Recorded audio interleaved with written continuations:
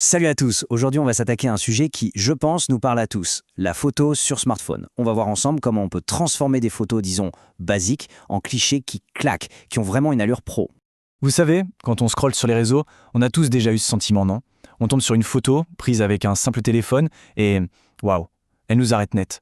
Alors que des centaines d'autres passent sans qu'on y fasse attention. Mais c'est quoi le truc? C'est quoi le secret derrière ces images qui nous captivent comme ça? Eh bien, le secret, en fait, c'est rarement le téléphone lui-même. C'est plutôt l'approche. Pour vraiment aller au-delà du simple cliché, il faut changer l'état d'esprit. On arrête d'être juste en mode capture pour passer en mode création. Toute la différence, elle est là, dans l'intention qu'on met derrière chaque photo. Et voilà ce que ça veut dire, concrètement. La photographie mobile, c'est bien plus que juste appuyer sur un bouton. C'est un véritable art. C'est maîtriser les outils qu'on a sous la main, les réglages, bien sûr, mais aussi le cadrage, la composition et l'élément magique, la lumière.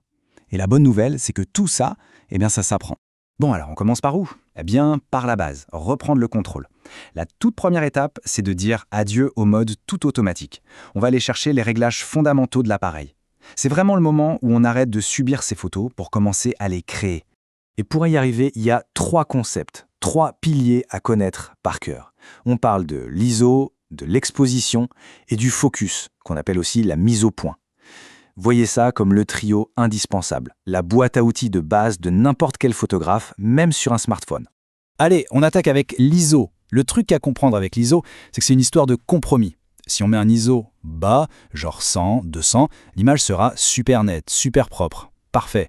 Mais dès qu'il commence à faire un peu sombre, on a le réflexe de monter l'ISO pour choper plus de lumière. Et c'est là quel piège. Le risque, c'est le fameux bruit numérique, ces espèces de petits points granuleux qui viennent un peu polluer l'image. Passons à l'exposition. J'adore cette analogie du robinet parce qu'elle est parfaite. Imaginez que c'est littéralement le robinet à lumière de la photo. On l'ouvre un peu trop et hop, la photo est surexposée. Brûlée comme on dit, toute blanche. On le ferme trop et là c'est l'inverse, elle est sous-exposée, toute sombre. C'est vraiment le réglage principal pour ajuster la luminosité générale. Et le troisième pilier, c'est le focus, la mise au point. En mode manuel, ça devient un outil créatif absolument génial. Parce qu'au lieu de laisser le téléphone décider pour nous, c'est nous qui allons lui dire « non, c'est ça que je veux de parfaitement net ». Et juste avec ça, on peut détacher un sujet de l'arrière-plan, créer une sensation de profondeur, bref, on guide le regard exactement là où on en a envie. Ok, donc là on a les réglages techniques en main. C'est bien. Mais une photo peut être techniquement parfaite et complètement ennuyeuse. C'est là que la composition entre en jeu. La composition, c'est tout simplement l'art d'organiser les différents éléments dans le cadre pour que l'image finale soit percutante, harmonieuse. Et la règle de base, la plus célèbre, c'est la règle des tiers. C'est super simple à mettre en place. Étape 1, on va dans les réglages de l'appareil photo et on active la grille. Vous savez, ces lignes qui apparaissent sur l'écran. Étape 2, au lieu de mettre le sujet en plein milieu, comme on a tendance à le faire, on le place sur une des lignes ou encore mieux à une intersection. Et l'étape 3, c'est juste de voir comment le reste de l'espace équilibre l'image. Ça la rend tout de suite beaucoup plus intéressante, plus dynamique. Bien sûr, il n'y a pas que la règle des tiers. Il y a d'autres outils super puissants. Par exemple, les lignes directrices. Ça peut être une route, un muret, un sentier, n'importe quoi qui va naturellement guider l'œil à travers la photo. Ou alors, on peut faire tout l'inverse et jouer à fond la carte de la symétrie. Quand c'est bien fait, ça donne un résultat très fort, très équilibré. Et puis, il y a l'élément le plus important de tous, le vrai secret, la lumière. Il faut vraiment la voir comme un pinceau. C'est elle qui va sculpter les formes, dessiner les ombres, donner toute son âme à une photo. Pensez à la différence entre la lumière douce qui vient d'une fenêtre et qui enveloppe un visage et la lumière très dure du soleil à midi qui crée des ombres très nettes, très fortes. Apprendre à voir la lumière, c'est ça le vrai tournant. Bon, à cette théorie, on passe à la pratique. Voyons comment tout ça fonctionne ensemble avec un exemple très concret. On va suivre Emma, qui a un petit défi pour nous. Le défi d'Emma, c'est un classique. Elle doit faire une photo de produit qui en jette pour son compte Instagram. C'est un cas de figure super courant qui demande justement de mélanger un peu de technique et pas mal de créativité. Alors, par quoi elle commence, Emma? Premier réflexe, elle passe en mode manuel. Elle fixe son ISO assez bas, disons 200, parce qu'elle veut une image hyper nette, sans aucun grain. Ensuite, elle joue avec le curseur de l'exposition, elle tâtonne un peu jusqu'à ce que la lumière sur son produit soit juste parfaite. Deuxième étape, la composition. Fini le produit posé en plein centre de l'image. Non, elle active la grille des tiers et elle cale son produit sur un point fort, une des intersections.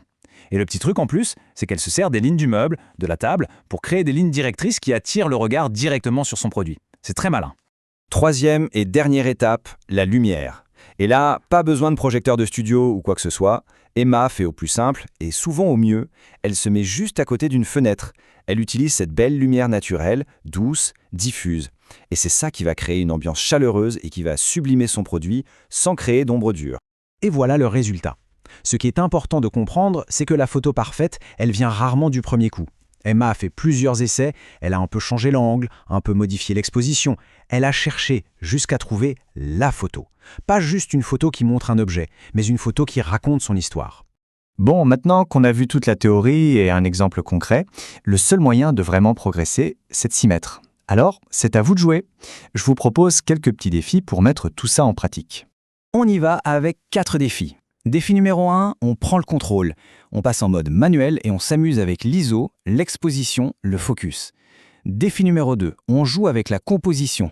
On active la grille et on essaie de placer nos sujets en utilisant la règle des tiers et les lignes directrices.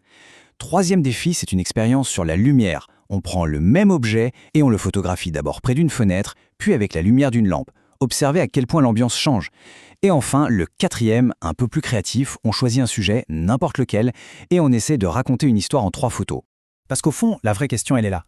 Au-delà de toute la technique, une bonne photo, c'est une photo qui raconte quelque chose, qui transmet une émotion, une idée. Alors, la prochaine fois qu'on sortira notre téléphone pour prendre une photo, posons-nous juste cette question. Quelle histoire est-ce que je veux raconter ?